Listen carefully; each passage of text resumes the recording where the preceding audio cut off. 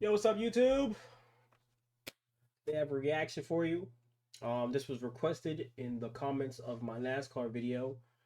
Um, it should be right here. Yeah, that's a person that's locked in right there. Yeah, you're hey locked in, bro. I fuck with it. I love seeing it. So, as requested, we're going to react to the video. There will never be another driver like Dale Earnhardt. I'm pretty sure this is off of reference to Dale Earnhardt from the History of NASCAR video. I think he sadly passed away, and then his son took over. If my W memory perceives right. So let's check him out. Let's check him out. Let's see if I damn this video is 54 minutes long. Oof, Jesus, it's gonna be a doozy. Stay with me. Let's get into it. By the way, I'm streaming this live on Twitch and YouTube. If y'all want to see the full like everything I'm doing and how it comes to be, check me out. Last episode of this series, I talked about the appeal of professional wrestling, a form of entertainment that disguises itself as a sport. In this episode, I'm going to talk about NASCAR, a sport which tries to disguise itself as entertaining. Today, NASCAR's Monster Energy Cup Series tours around the country racing in front of mostly empty arenas as sponsorships and television ratings continue to wane. At least with professional wrestling, while not many fans enjoy it anymore, there's still at least a small nucleus of people that still care about it. It's nearly impossible to find anyone these days who actually cares about NASCAR. Hold on, I'm gonna give my best NASCAR noise impression. Anybody to actually care about NASCAR is a pretty... Listen, bro. You listen.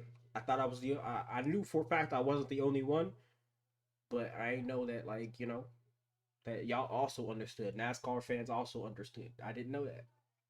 Because that's dead as how I felt. Like, I was very uninterested. I did not care. Seemed boring to me. Watching cars go around in a circle for an hour and some change.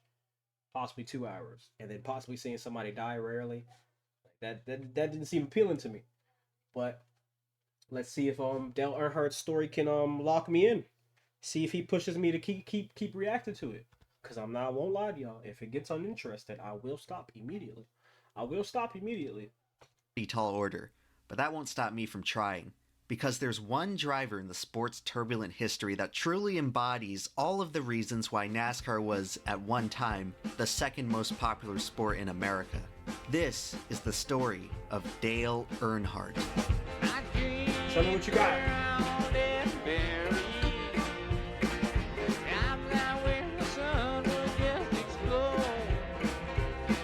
Hey! Hey! Hey!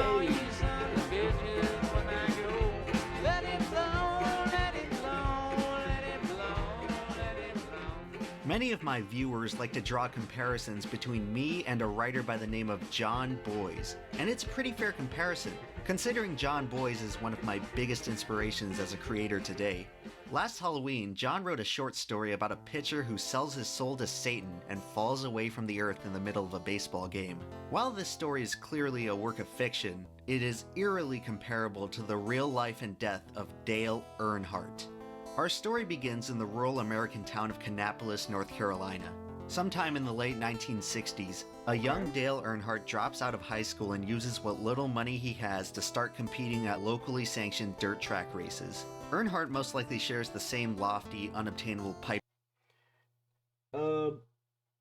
If there was a little edit in between that, I fucked up.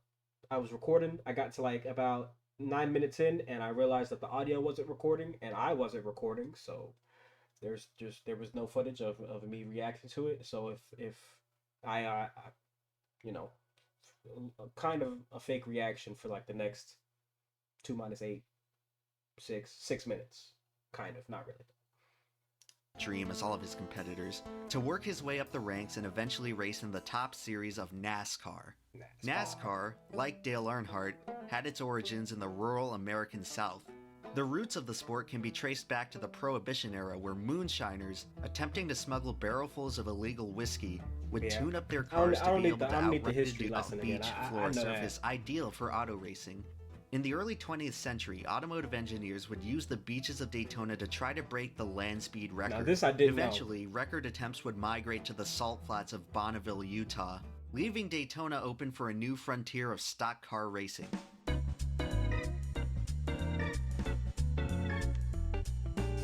Stock car racing differs greatly from other racing series such as IndyCar or Formula One. These and I types did of ask, what is IndyCar? I do remember asking, what is IndyCar? open wheel racing. I know Formula One, but I don't know what Indy is. Feature expertly crafted machines specifically designed to maximize speed and handling. While open-wheel machines require an impressive degree of skill and finesse to operate, their design also leaves them very fragile, rendering them virtually unable to contact each other on the track, as even a slight tap can produce a scrapyard of wrecked race cars. Because of this, open-wheel racers rarely ever touch, resulting in very clean and fluid racing. Stock cars are pretty much the complete opposite. It essentially asks the question of, what would happen if you bought a car from the dealership and started racing it? Naturally, consumer-grade cars are much more bulky and less aerodynamically dependent than their open-wheel counterparts. This allows stock cars to take much more of a beating while still remaining competitive, leading to a style of racing that is slower but much more durable and contact-heavy. It's a style of racing that started to become wildly popular in the American South. And perhaps no other man was more responsible for the rise of American stock car racing than Bill France. Bill France was a fan of stock car racing since the days of his youth in the Roaring '20s, where he would skip school to drive laps in his parents' Model T. When the Great Depression struck, Big Bill would flee to Daytona with less than $100 to his name, but he was able to stay afloat by racing cars on the beach. Eventually, Bill France would transition from race driver to race promoter, and on February 21st, 1948, he revolutionized American motorsports by founding the National Association for Stock Car Auto Racing, NASCAR. Before NASCAR, stock car racing mostly featured scattered and disorganized events with inconsistent rules. With no major governing body to sanction races, there was nothing stopping some promoters from just not paying drivers the winnings they were owed. NASCAR changed all of this by organizing a unified schedule of racing events, complete with a single... That's fucking crazy. That's crazy. Not coughing up the winnings, bruh, that they earned. Oh, hell no. I already said it in my Formula One video, bruh, but don't put me in no cockpit, don't put me in no driver's seat, and some fuckery happens. I don't get paid, my teammate trashes into me, my wheel bursts open, I don't care, bruh. If there's a problem and it ain't my fault, somebody gonna have to see these motherfucking hands. Nigga, come to the street, bro. I will beat your motherfucking ass. That's all I gotta say. Rule set, championship point system, and y'all let me know if that's a reasonable response. Guaranteed driver winnings. NASCAR truly became the first legitimate stock car racing league in America, and all of a sudden, the allure of earning fame and fortune through a life of racing began to attract drivers from far and wide. One of these drivers was a young Ralph Earnhardt, who in 1953 started racing full-time in NASCAR's Sportsman Series. Ralph Earnhardt's talent on quarter-mile dirt tracks made him a regional racing star in the Carolinas, and even won him the Sportsman Series championship in 1956. And even though he would use his racing talent to single-handedly lift himself out of poverty, he surprisingly didn't wish the same destiny upon his son, Dale Earnhardt. Both Ralph and Dale grew up in Kannapolis, North Carolina, a town so rural that it wasn't even incorporated until 1984. Before that, almost everyone born into this place had no way out. Only Ralph Earnhardt's racing talent could save him from a lifelong career at the local cotton mill. Dale Earnhardt saw his father as his greatest inspiration, and he saw racing as his only real ticket to success. I mean, what did Ralph his father didn't want his father think was gonna happen? Could you imagine being a kid, like being a kid in a town that's like, oh yeah, you're stuck here. Yeah, there's nothing much else to do around here except be here. Have fun trying to get out, but what money? And then your father is literally making an avenue where you're traveling to different places and racing, and you're showing him, and you're like, yeah, man, this ain't for you. Sorry, son, this ain't for you. You don't want this type of life. This ain't it. Nigga, What? What? His son to race, despite his own talent in the sport. Talent is a very rare thing. If everyone were talented, no one would be. Ralph Earnhardt probably knew this, and if he had his way, Dale Earnhardt would have quit racing to graduate high school and get a nice desk job in the big city. He probably never expected his son to become one of the greatest drivers ever. He never lived to see it either. Just 20 years after he began racing full-time, Ralph Earnhardt died of a heart attack. R.I.P. Dale Earnhardt could have followed his father's wishes, and if he did, he'd probably still be around today. But instead, he chose to follow in his father's footsteps. And in trying to prove to his late father that he belonged in a race car, Dale Earnhardt would accidentally become one of the best in the world. Just 6 years later, he found himself at the crossroads of history. Daytona. Florida. Covering a city block a second in rush hour traffic. Take a look at that. Earnhardt blazes back into the front of this group. I just gotta say this. It's beautiful to see, you know, human architecture go from driving on a beach to driving in a stadium so big it rains on two different sides. That's crazy. That's crazy. That's time right there. That's time right there. In 1920, this thing, I don't think this thing, the arena was there. I think they was driving on beaches back in 1920. So to see they go from that to this to probably even crazier nowadays in 2025, which is coming up in 2 days. Also, little side thing. I hope y'all have a great new year. Many blessings. You know, I'm gonna be doing nothing but grinding, nothing but hustling, nothing but movement, not stopping, nothing stopping me. That's all I gotta say. So I hope y'all do whatever y'all gotta do. Give the oldest son some money, make him walk out the door, walk back in, eat some green or red grapes under the table, whatever you gotta do. Many blessings to you to the new year, and I'm happy that everybody made it here safely and can start a new chapter. Here's Earnhardt, your leader, out of turn 4. Even at the very beginning of Dale Earnhardt's rookie season in the NASCAR Winston Cup Series, his talent was undeniable. For a moment, he found himself leading the 21st annual Daytona 500, which may have been the... You said what? Oh, it's the editor. Oh, my fault, bro. Oh, I'm pausing too much, and this video is already 54 minutes long and 55 seconds. And if I keep pausing, it's going to be longer. And you don't really feel like editing this long of a video.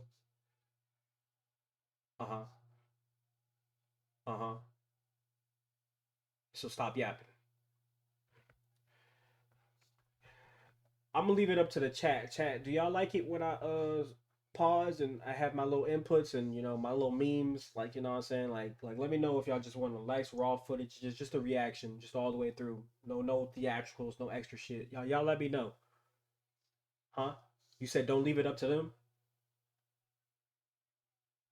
Fuck you. Most important race in the history of NASCAR. Daytona International Speedway is quite possibly the greatest arena ever constructed by man. The scale of this place is difficult to describe, but let's just say it's big enough to be sunny on one end and stormy on the other. This modern-day Coliseum is the fruit of one of the most ambitious engineering projects of the 20th century, conceived from the outrageous imagination of none other than Bill France. After 20 years of watching sloppy races on the beach, Bill France sought to construct a racetrack where drivers would never have to let off the throttle. The result was a 2.5-mile long tri-oval surrounded by a 31-degree embankment. Son of a gun, the sheer size of these corners is downright intimidating. It looks like you have a hard time walking up them, let alone driving on them. The mere architecture of this place boggles the mind today, so you could only imagine the amazement of the 42,000 spectators who witnessed the inaugural running of the Daytona 500. The pure spectacle of almost 60 stock cars barreling around an asphalt bowl at 135 miles per hour was something that no one had ever seen before. And after an unforgettable photo finish, the Daytona 500 immediately established itself as the most prestigious event on the NASCAR schedule. For every stock car driver in America, a win at Daytona is the pot of gold at the end of the rainbow. At the time of its opening in 1959, Daytona International Speedway was the largest track of its kind. 10 years later, Bill France would build an even bigger one in Talladega, Alabama. And while Talladega Superspeedway would also go on to be very popular with fans, it would not displace the Daytona 500 Francis as was out NASCAR's and crown jewel about. event. And that's why in 1979, CBS elected to broadcast the full race live in front of a national audience. It would be the first live broadcast of an entire 500-mile motorsports event in the history of American television. NASCAR found itself in a perfect storm of circumstances, quite literally, as on the day of the race, a blizzard left most of the eastern US stuck indoors with nothing to do but watch the Daytona 500. An estimated 15 million viewers tuned into this race, and for a brief moment, some of the TV, oh my god, TV was in its prime, bruh. TV was in its prime, but there was nothing really else to watch, bruh. Nothing really else to watch, bruh. 15 million, bruh. Do you know how many channels right now would sell, like, Hollywood would sell so many, they would sell their souls for that many views. I'm telling y'all, they would sell their souls for that many views nowadays. Holy cow. Live views, oh my gosh. Oh my gosh. Super Bowl, NBA Finals, maybe, I think only maybe the World Cup could probably get to that number in today's day and age. I don't really know. I've never really looked at but I've heard about the numbers and I've heard about the struggle for TV programming nowadays. And I know for a fact they're not getting 15 million live viewers. That's impressive. of them got to see an unknown driver by the name of Dale Earnhardt leading the race. While his father dominated on short tracks, Dale Earnhardt would find his greatest success on the big ones, even though they would also provide him with his greatest turmoil. He didn't know it at the time, nor did anybody else watching, but Dale Earnhardt was cursed. This is the story of a person and a place, a racer's relationship with a racetrack. This was merely the first chapter of Dale versus Daytona. Earnhardt would go on to finish 8th out of 41 drivers in this race. Not bad for his very first attempt at NASCAR's most coveted prize. Dale Earnhardt's rookie effort would be reduced to an afterthought, however, as everyone's attention was instead drawn to perhaps the greatest finish in the history of NASCAR. The front come down to this. Out of turn 2, Donnie Allison in first. Where will Cale make his move? He comes to the inside. Donnie Allison throws the block. Cale hits him. He slides. Donnie Allison slides. That's some aggressive driving right there. They're head on the wall.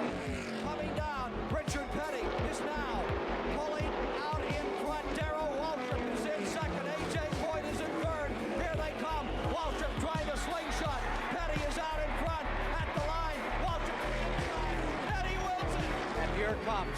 Now that's some exciting driving right there. Car becoming a 22-passenger school bus to bring his crew to victory lane. And there's a fight between Cale Yarborough and Donnie Allison. This was, I think they said this in the history video. Angry, they know they have lost. Yeah, fighting. What a bitter defeat. That's right, Donnie In just Allison. a matter of minutes, the television audience got to experience dramatic racing, No problem, a Dad. crash, an unforgettable last lap pass, NASCAR's most iconic driver setting an unbreakable record, and a bare-knuckle fistfight, all on live TV. All of a sudden, the colloquial regional sport of NASCAR found itself with a national audience. The finish made it all the way to the front page of the New York Times sports section, and NASCAR would never be the same. The 1979 season saw Dale Earnhardt capture his first career win in just his 16th start. He would win the Rookie of the Year award for that season and go on to finish 7th in the overall standings in a year where Richard Petty won his 7th and final Winston Cup championship.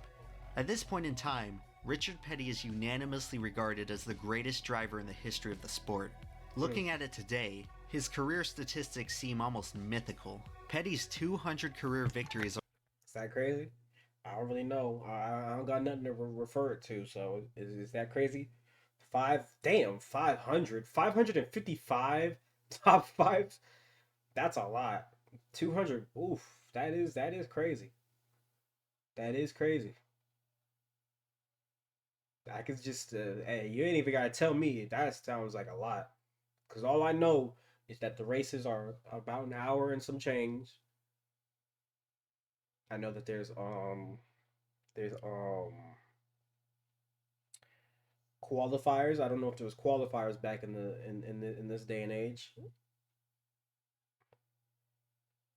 But for him to get 200 wins, that seems impressive. That seems impressive. are almost double the next driver on NASCAR's all-time win Okay, list. And okay, his now that's a reference right there. That is crazy. That is crazy. 7 I series understand that. championships were, at the time, He was more definitely the than Michael double Jordan any of other that time. driver. After the 1979 season, the mere notion of any other driver challenging Petty's throne as the greatest of all time was laughable. But if anyone were to do it, it would have to be a driver the likes of which no one had ever seen. Where Dale Earnhardt in car number 2 is currently the leader, and he is on his way to victory and hopefully to pick up some additional points as he is on his way in his sophomore year to a national championship.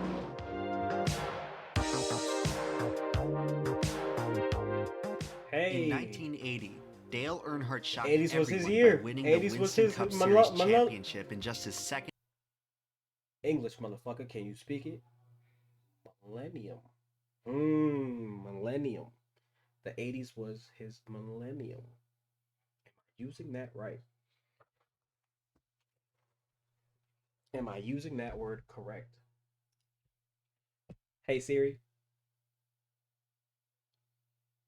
Can you give me the definition of millennium?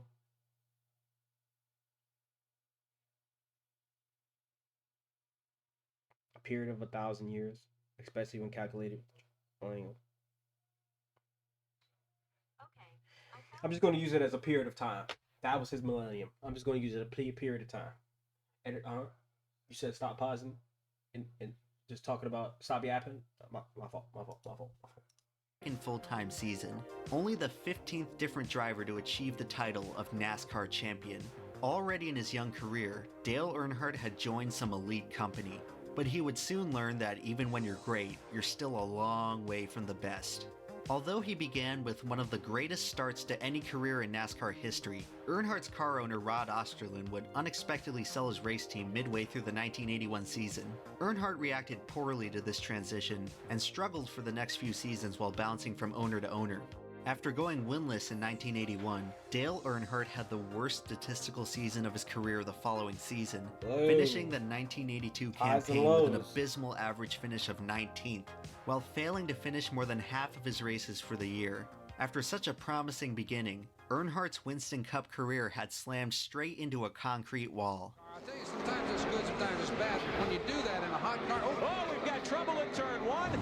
Look at that, 2 automobiles. That's Dale Earnhardt in the Wrangler Jeans machine.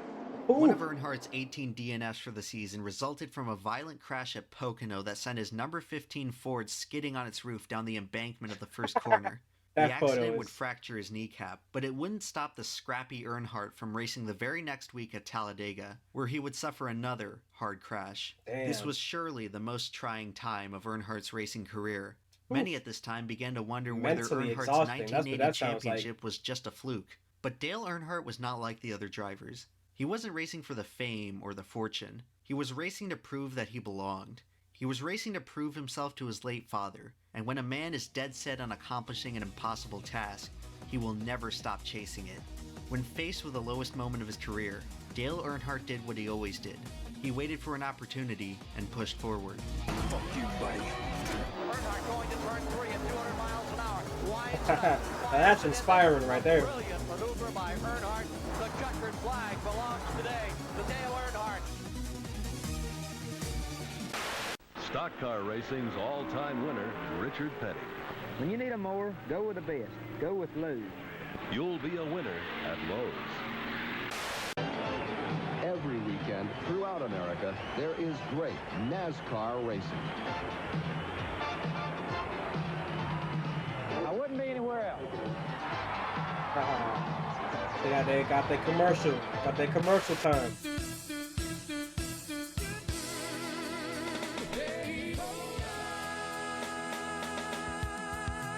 What the fuck is this intermission? Oh my god. Hey, get your bag, homie. Get your bag. Is this the best a man can get? Is this the best a man can get? Bro, he is. Yo, he's trolling. He's trolling. By 2019. He's trolling. So that's the story of the 1984 Get your bag though, homie. Talladega 500. This man, Dale Earnhardt, is successful.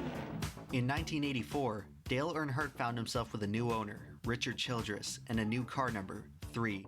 He would stick with both of them for the rest of his career. Under Childress, Earnhardt's career would immediately begin to rebound, and it would mark the beginning of his finest era.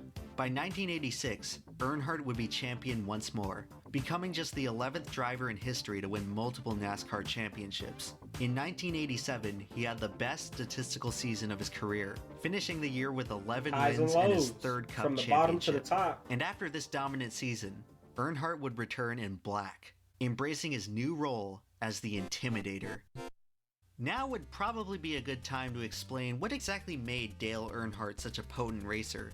Well, Dale Earnhardt first learned his racing style from watching his father slide around on dirt tracks, and he never really unlearned it. Remember earlier how I mentioned that the durability of stock cars allows them to more easily bump into each other?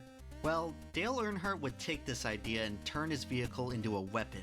Earnhardt would make frequent use of the bump and run, a racing tactic where a driver uses the inertia of their own car to move other drivers out of the way and advance their position. It's a maneuver that's practically unheard of in open wheel racing because it's really only possible in a series like NASCAR.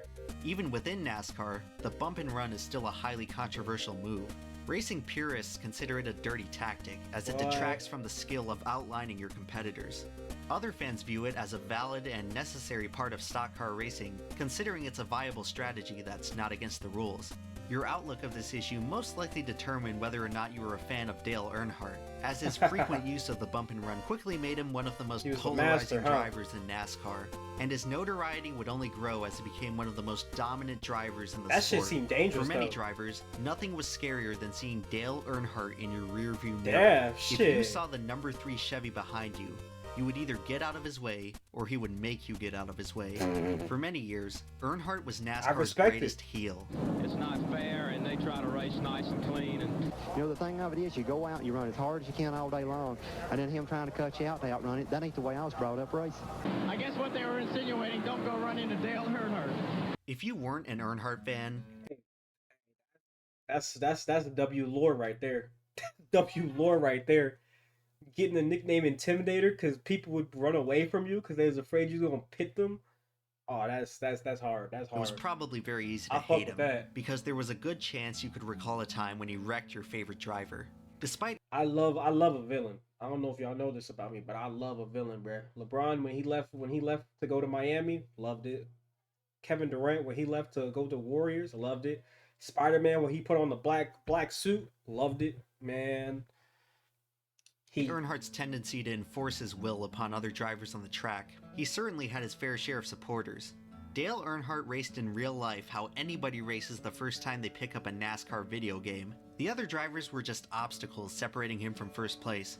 Many fans found Earnhardt's cavalier style endearing and relatable. He would struggle and claw for every single position, much like how many fans in the poor American South had to struggle for every paycheck. Who cares if he bangs up some other cars, he's just trying to win like the rest of them. An uneducated small-town hick with no other prospects trying to turn lemons into lemonade. For anyone stuck in rural America, Earnhardt represented the way out. Standing outside of his car, Earnhardt was just like them. But as soon as he stepped inside that black number 3, he transformed into a racing god. A lot of Earnhardt's detractors pointed to his racing style as an unfair crutch, but eventually, for anyone watching long enough, his talent was undisputable. And Earnhardt loses it, goes on the grass, comes back, and Earnhardt still got the lead. Incredible!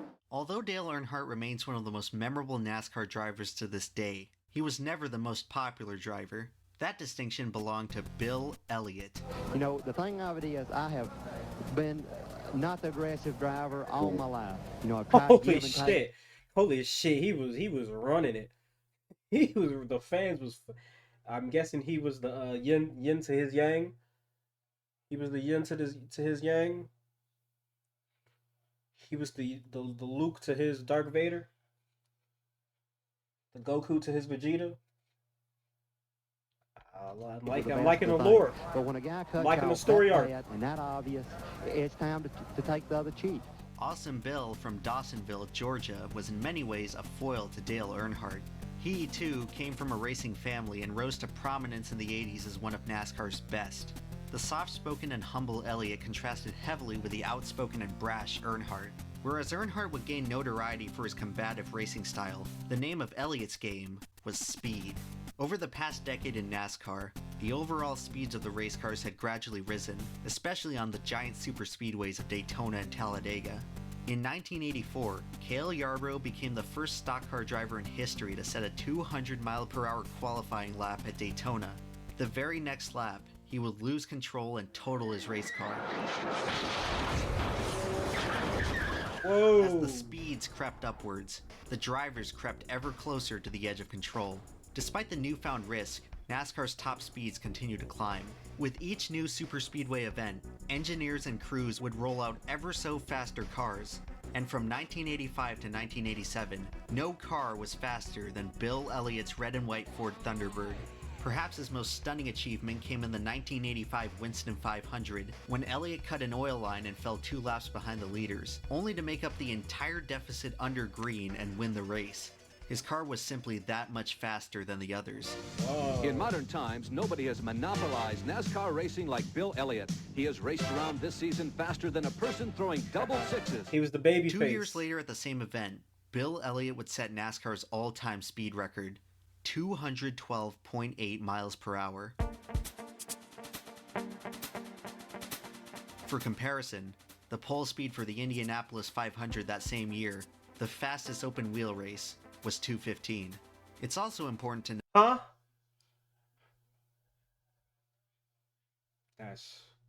That's diabolical. That's diabolical. Hey. Hey. Boy, shit. I wish I was talented at racing.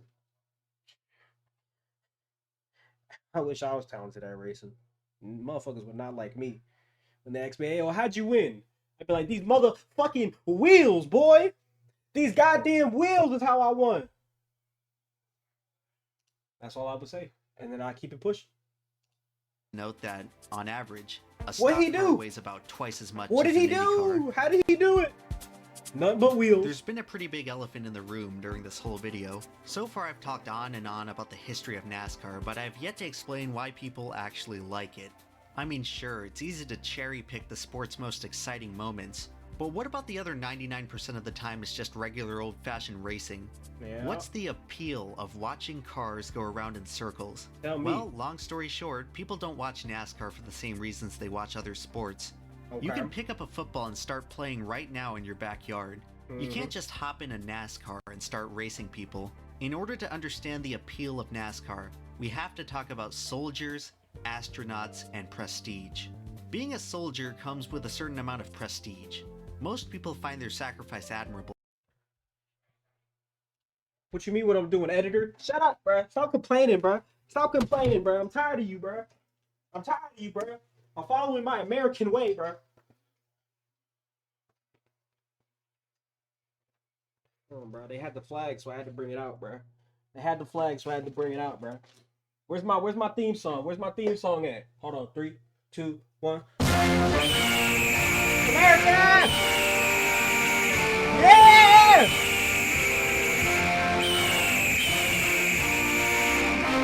Oh, my fault.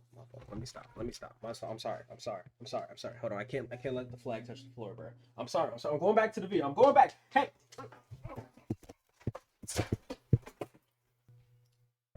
But you don't have to search far to find people who disagree. You'd be hard-pressed, however, to find anyone who doubts the prestige of an astronaut. You can talk about intelligence, however, to find anyone who doubts the prestige of an astronaut. You can talk about intelligence and science degrees and technical skill all you want. But the fact of the matter is that soldiers fight against other soldiers in man-made wars, while astronauts fight against the surly bonds of nature itself. It takes bravery to volunteer yourself to go fight in some far-off foreign land, but it takes a whole nother level of bravery to strap yourself into a pressurized metal canister and fly out of the top of the sky. Astronauts have so much prestige because they come the closest to kissing the snarling jaws of certain death. There's no denying that war is also deadly, but humans have been fighting and killing each other since the dawn of man. It's easy to understand the nature of warfare. It's difficult to understand the limits of nature itself. And nothing is more terrifying than what we don't understand. Who am I kidding? This is a dumb analogy. NASCAR drivers are nothing like astronauts. I mean, come on. I was about to Have say. you ever seen a NASCAR fly?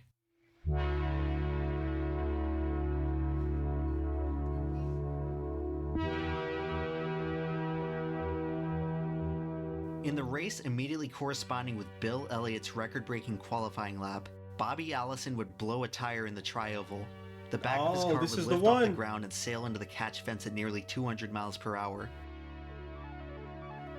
The same person that requested this video also told me that nobody died, which is crazy. Let me see. It turns out that if you spin a car sideways at a fast enough speed, the aerodynamics will force the car aloft like the wing of an airplane. In the 1987 Winston 500, the 210 mile per hour pace was enough to lift up Bobby Allison's 3,500-pound race car like a piece of paper. For a brief, surreal moment, all of NASCAR stood still. By pure chance, Allison's left front fender clipped the wall the instant before the back of his car hit the catch fence, which redirected the momentum of his car away from the spectators. Had Allison spun at just a slightly different angle, we could have witnessed a tragedy on the scale of the 1955 Le Mans disaster, where an out-of-control race car was projected into the stands at a very high speed. 83 spectators were killed in the catastrophe, leading many European nations to place a temporary ban on all motorsports. To this day, it remains the deadliest accident in racing history. See, that's what I thought would probably happen. Allison's car had sheared a 100-foot gap in the protective fencing, and NASCAR fans found themselves staring into an eerie window of what could have happened. He was looking out. Miraculously, only 5 spectators were injured, and no one was killed. The line between driver and spectator had been severed, and it could have ended NASCAR entirely. Fortunately, NASCAR would make good use of their second chance, as the era of speed came to a permanent end.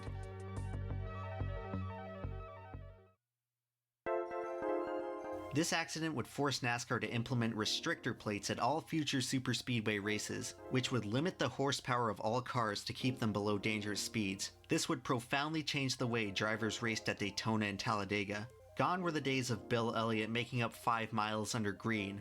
Restrictor plates made it so that cars could no longer pull away from each other, instead emphasizing the attractive effects of slipstream. Simple racing moves such as passing were now drastically altered, as timing and aerodynamics were now much more important than speed and handling. Restrictor ate it all up. It made everybody the same speed, and that made it probably more dangerous than when we were running 210. Naturally, many drivers were unhappy with this new change, and no driver hated restrictor plate racing more than Dale Earnhardt. As slow as all of us is running, there'd probably be trouble everywhere. Which was a little odd, considering he was the best restrictor plate racer on the planet. Ew. Speed can't beat him, you use skill, huh? Wait, what? Finishes 1-1, Daytona. Top 5. Holy shit, wait a second. Started in the 90s. Holy shit, you went 1, 2, 5 in a row? Holy shit.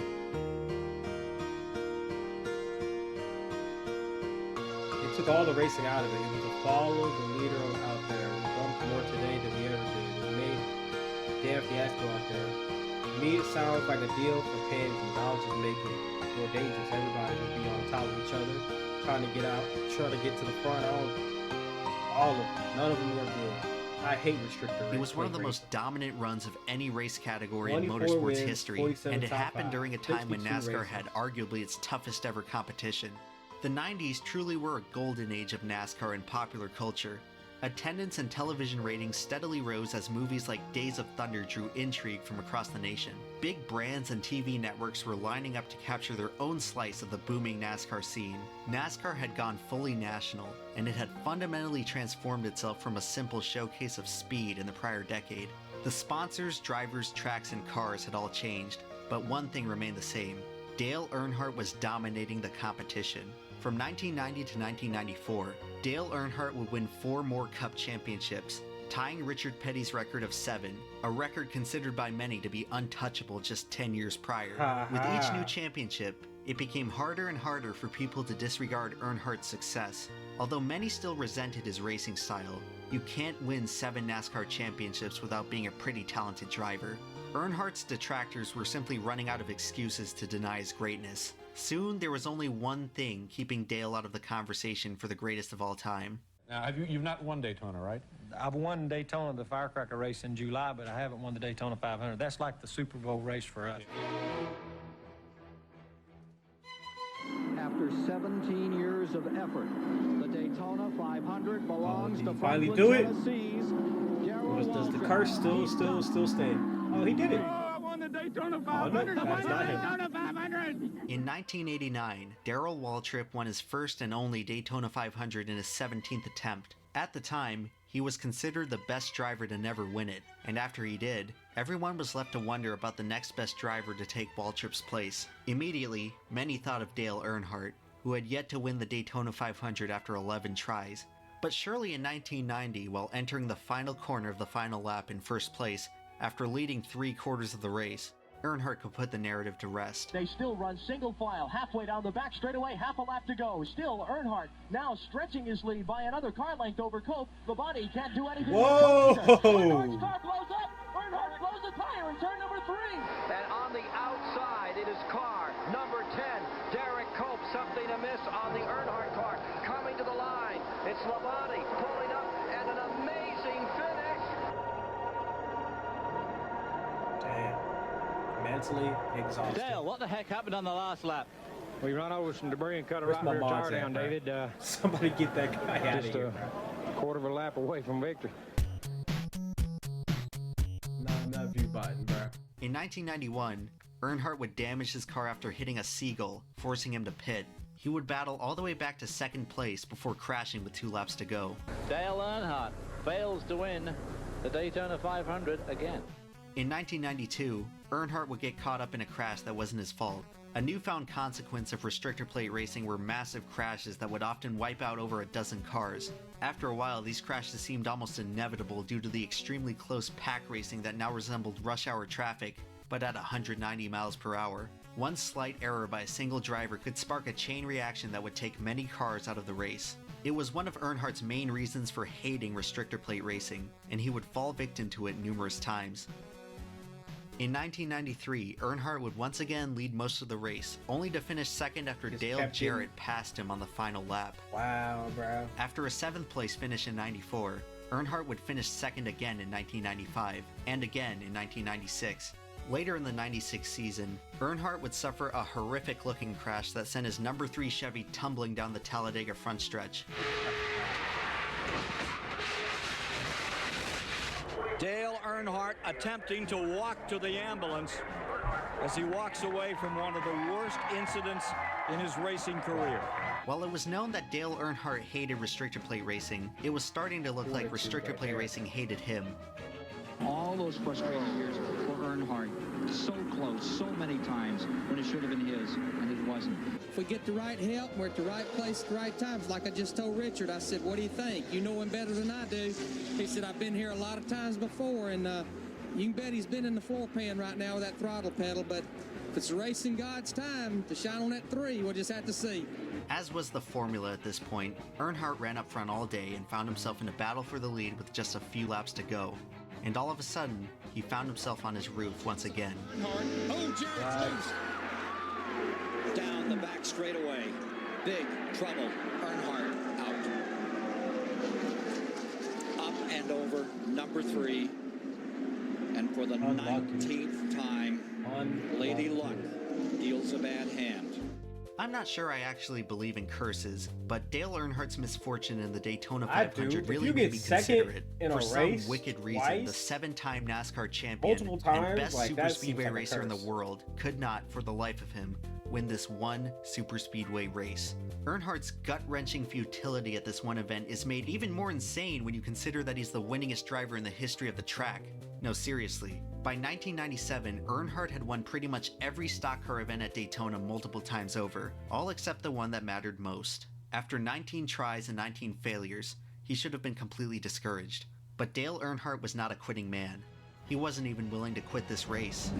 What a pile of grit. Earnhardt is in the car. He's barking instructions to the crew. This thing is so beat up. If Earnhardt What? makes one lap or two, they didn't retire? It's an absolute miracle. Even though he no longer had any chance of winning, Dale Earnhardt would hop out of the ambulance and back into his mangled car to finish the race. That's When bad. faced with the lowest moment of his career, Dale Earnhardt did what he always did. He waited for an opportunity and pushed forward. That's the guy your father said, be careful around people like that.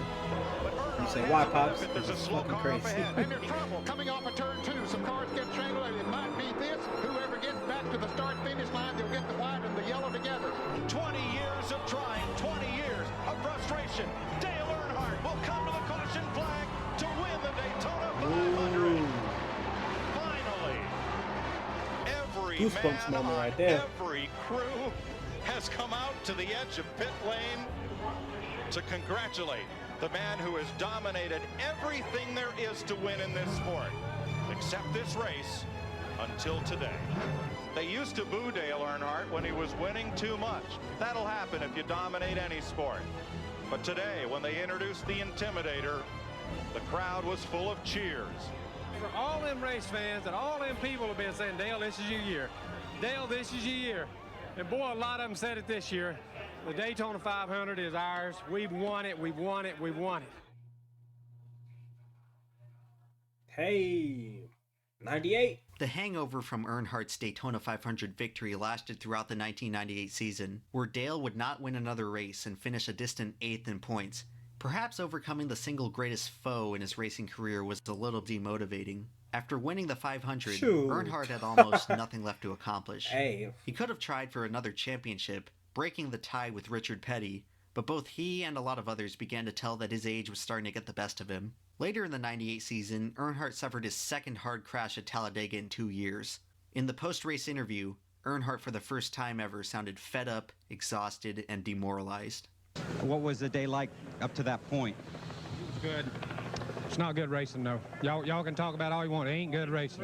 In 1999, Earnhardt would infamously dump Terry Labonte to win at Bristol. Leader change, and Labonte takes the lead. And meanwhile, Ricky Rudd trying to... Oh, and Earnhardt spins him out. Dale Earnhardt takes the checkered flag. Any goodwill he had from his crowning achievement just a year prior had worn out its welcome, as Earnhardt was showered in a chorus of boos from the 140,000 in attendance. Villain. Straight villain. At this point, Earnhardt and the fans had a mutual yearning for something new. I'm here with Dale Earnhardt after he just won the Die Hard 500. What's the question, dude? How was the race? Checkered flag, Dale Earnhardt Jr. is Texas Motor Speedway's second first-time Winston Cup winner. Hey. While Dale Earnhardt never achieved his dream of racing alongside his father, he was able to race alongside his son. Dale Earnhardt Jr. made his full-time Winston Cup debut in 2000 under his father's own race team. Dale Jr. captured his first career win in just his 12th overall start, almost 21 years to the day of his father's first win. In Victory Lane that day, Dale Sr. appeared to take more pride in his son's accomplishment than any of his own. Racing with his son seemed to renew Dale Earnhardt's sense of purpose. Some would say that's all he ever really wanted, to race side by side with his own flesh and blood. And although the aging Earnhardt was nearing the end of his career, he would still make you think twice about questioning his greatness.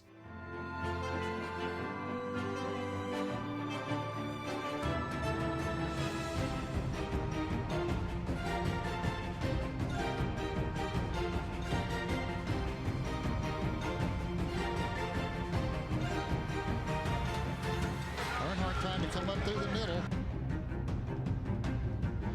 Through a minefield of race cars at 190 miles an hour. And here comes Earnhardt. How did he get through all these cars? I swear the camera quality somehow got nowhere near better from the 30 years that has passed.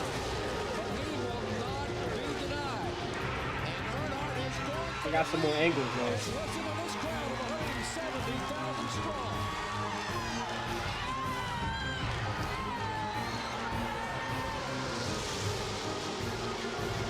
I wonder how old is he when he won?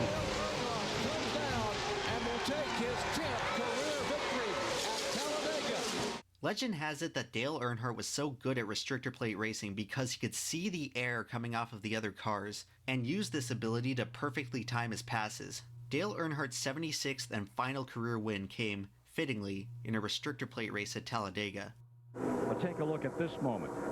That is Michael Waltrip, out of control, tri-oval, into a series of sidewinders. 9 shattering snap rolls. Prior to the start of the 2001 season, DEI signed Michael Waltrip to drive the number 15 Chevy. Michael Waltrip had spent his entire career racing in the shadow of his older brother Darrell, and after 15 lackluster seasons, Michael Waltrip was still seeking his first career win. Dale Earnhardt believed in Michael, however, and he would open 2001 racing not just with his son, but with his team.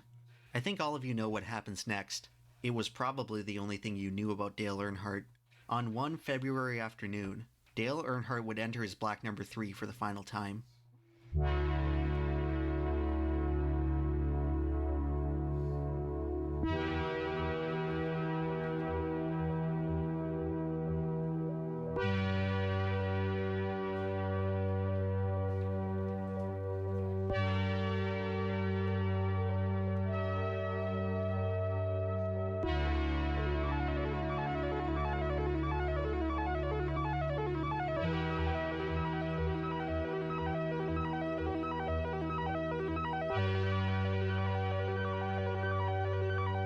Been through 3 crashes so far, I believe. 3 or 4 crashes. And this is the one that took him out.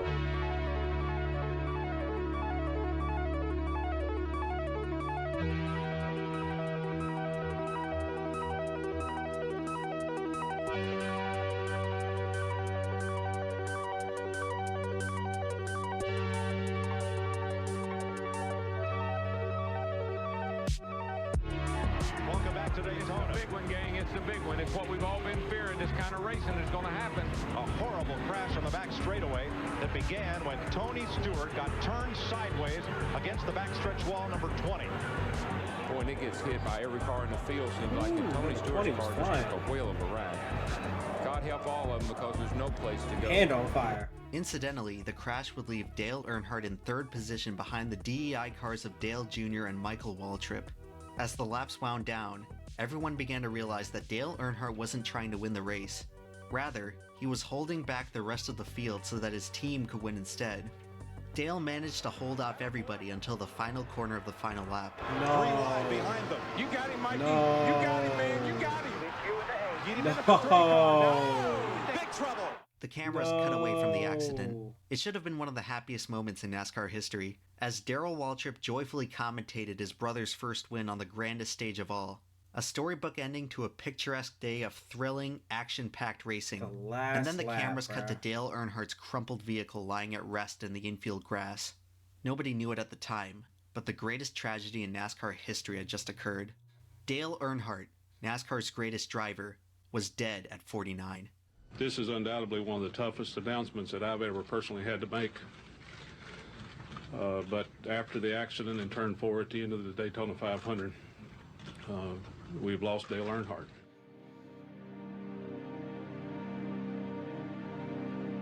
The official cause of death is listed as a basilar skull fracture sustained as a result of blunt force trauma. When Dale Earnhardt struck the turn 4 wall, he died instantly. Looking back on it all today, it's hard to believe it even happened. Damn. Dale Earnhardt was NASCAR's Iron Man, the toughest driver in the sport. He hadn't missed a race since his rookie season. He walked away from this, and this. Why did he die from this? How did no one die from this crash earlier in the race? Well, at over 190 miles per hour, destinies can be profoundly altered by a matter of inches. NASCAR's greatest tragedy was avoided by inches, and NASCAR's greatest tragedy was caused by inches. In the lap 173 crash, Dale Earnhardt was just inches away from getting collected. Ironically, if Earnhardt had just been a little less fortunate here, it's likely that he would still be alive today. I remember him coming on there, and I can't remember if it's before or as soon as the wreck happened or during the red flag, but he said, "Richard, if they don't do something to these cars, it's going to end up killing somebody." Dale Earnhardt was always aware of NASCAR's darkest secret. He just never imagined that he'd be the one reminding everyone of the truth. NASCAR is caked with the blood of dead drivers. The reason NASCAR was so compelling was because it was deadly. Obviously, no one actively wished death upon drivers, but it was mutually understood as an inherent risk of gliding around in a 3,500-pound hunk of metal at 190 miles per hour. Every few years or so, a driver would unexpectedly die in a race. Since the very beginning of the sport, this was the dark reality in the back of everyone's mind. You never wanted to see it happen, but when it did, you accepted it as inevitable and moved on.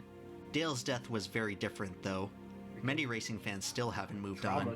It was just too painful. The biggest icon in racing dying in the middle of the biggest event.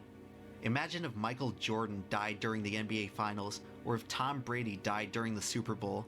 This is what it felt like watching Dale Earnhardt die in the Daytona 500, and in my humble opinion, it's the single worst tragedy in the history of American sports. That is terrible. Even though Dale Earnhardt's death was a devastating shock for the millions of fans watching, you could at least take solace in knowing that he probably wouldn't have wanted to go out any other way. Dale Earnhardt died doing what he loved, and his final memory was watching his own driver speeding towards the finish line with nothing but open racetrack in front of them. I'd rather die doing what I love, but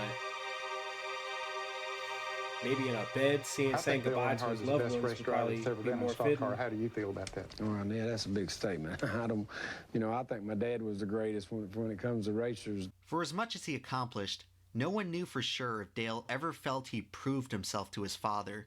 It's a burden he took to his grave, leaving us to wonder about Dale much in the same way Dale had to wonder about Ralph. The only thing we know for sure is that Dale finally caught up with his father's ghost. The story doesn't end here. Although NASCAR suffered perhaps its greatest ever loss, they still had 35 more races to run that season. When faced with their lowest moment, NASCAR had no other option but to push forward.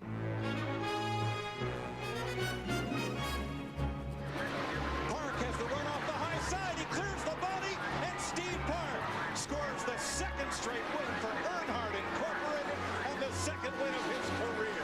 Boy, and that team, that company, Dale Earnhardt Incorporated, they needed that. With an Earnhardt hat in his hand, Steve Park will drive to victory lane.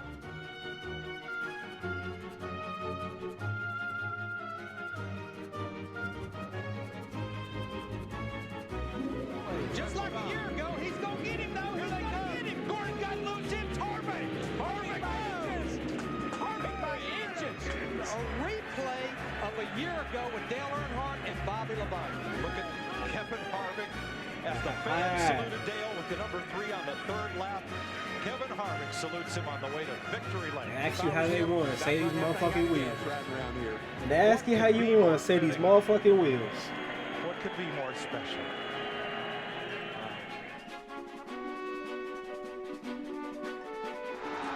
To the outside for the lead in turn 4. Dale Earnhardt Jr. rockets to the front at Daytona. Listen to the crowd. And look at this crowd behind him. Look at this place behind him. Here they come. Turn 4. Final lap of the Pepsi 400. Michael Waltrip in second, but it's going to be Dale Earnhardt Jr. using lessons learned from his father to go from 6th to 1st and score the victory in the Pepsi 400. That's unbelievable.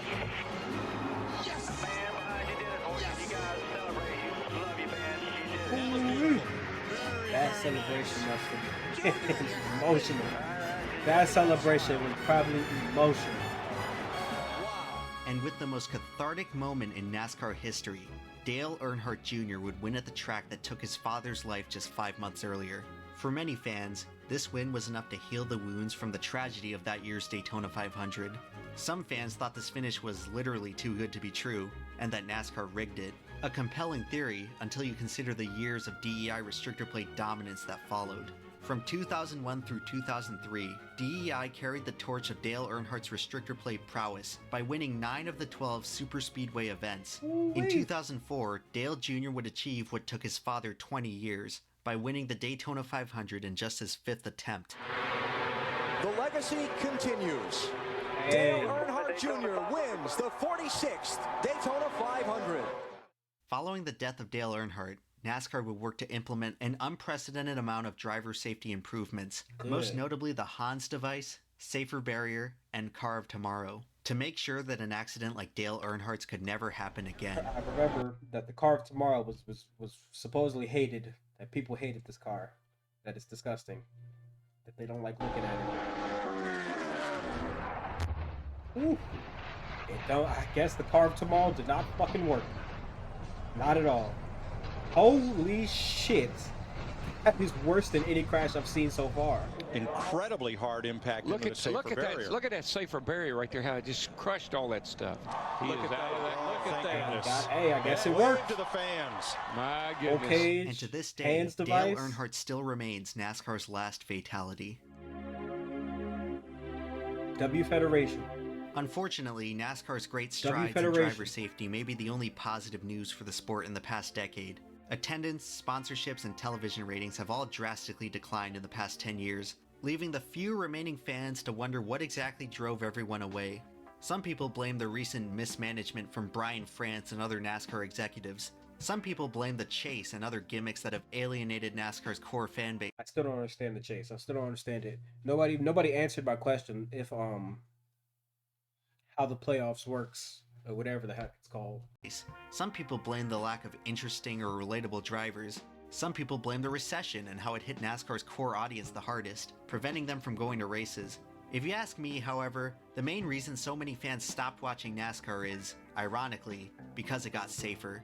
As morbid as it is to say, by removing the inherent risk of racing, NASCAR removed the one thing that separated them from all other sports. Today, NASCAR drivers have never been farther from the snarling jaws of certain death, and the sport has been made far less compelling as a result.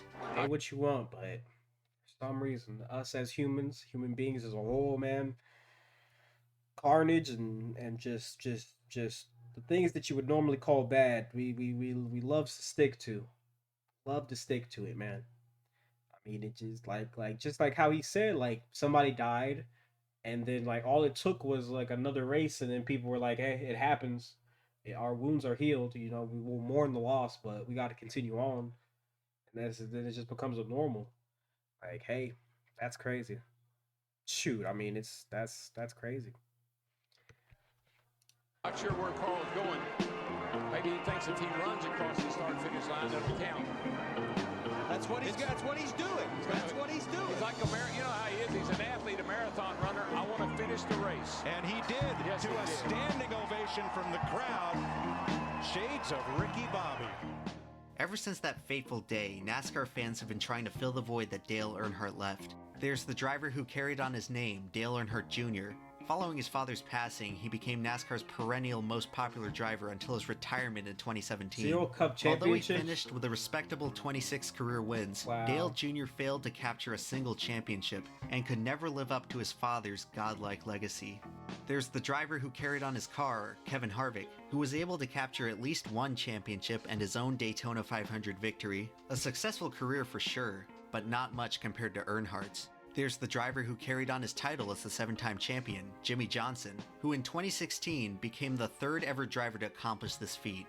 While he is statistically the best driver since Earnhardt, Johnson never managed to appeal to the fans in the same way, as his relatively bland demeanor failed to capture the hearts and minds of the greater audience. That's all it And then seems there's the like. driver who carried on Earnhardt's number. After the tragedy, Richard Childress retired the number from active competition for over a decade, That's the appropriate but he brought it response. back in 2014 for the full-time Cup that's debut crazy. of his grandson, Austin Dillon. Oh my god.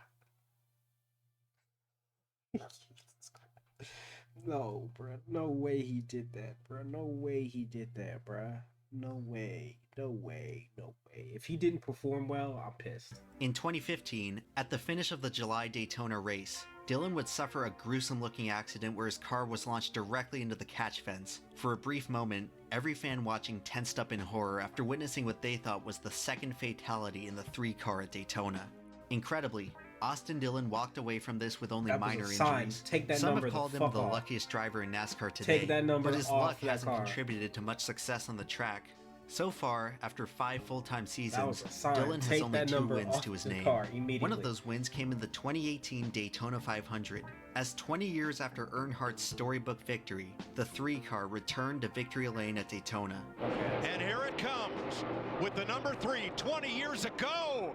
20 years of trying for Earnhardt. He won the Daytona 500. Austin Dillon As long as he wins the performs well. 60th running of the Great American Race. We're all searching for the next Dale Earnhardt, but we know deep down that he's irreplaceable. Many fans consider Earnhardt the greatest NASCAR driver of all time, possibly because we never got to see him decline. Dale Earnhardt remained one of the best drivers in the sport till the day he died, and even then, he still finished ahead of 30 other drivers. Everyone knows what it's like to be That's stuck in legendary bumper-to-bumper right there. traffic, That's legendary. and all of us experience the same desire to break free from all the gridlock. Not just from the traffic, but from everything. Responsibilities, labor, authority. Sometimes there's no better feeling than seeing miles of open road in front of you. Dale Earnhardt gave this feeling to millions watching at home, and seeing Dale succeed made them believe they could too. For many, Dale Earnhardt was a real-life hero. But most people will never know his story. Most people only know him as some guy who died. They'll never know about the turmoil, the struggle, the determination, the notoriety, the heartbreak, or the triumph. They'll never care about any of it, because who could care about a bunch of cars going around in circles? NASCAR may never be popular again. Realistically, it probably should have never become popular in the first place. It's just a simple sport where no-name hillbillies gather to watch a bunch of fast cars race each other. But Dale Earnhardt made it mean more than that. And for as long as NASCAR sticks around, stock car racing fans will always remember the man in the black number 3, because there will never ever be another driver like him. You got plenty of money. Don't need that to keep racing. Is it worth the risk to keep on going? Sure, to win. Hey. Hey. Man, chat. I appreciate that. Was a W recommendation. That's a W recommendation. Final thoughts, final thoughts. That's a motherfucking GOAT. That's a motherfucking GOAT. When you asked how Dale Hart won, if anybody asks me from now on how he won, I'm gonna say these motherfucking wins.